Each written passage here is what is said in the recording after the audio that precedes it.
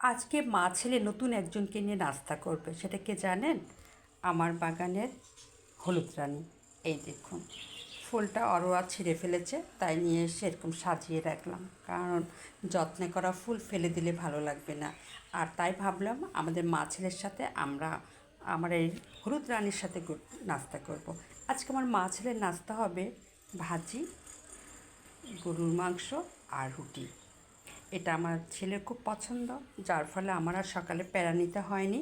কারণ কালকে গরুর মাংস রান্না করছিলাম, চিন্তা করেছি গরুর মাংস দিয়েই ওকে আমি সকালকার নাস্তাটা দেব।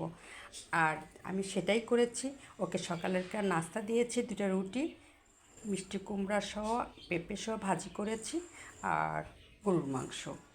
এটা আমার মা ছেলের নাস্তা, আমার ছেলেরও নাস্তা।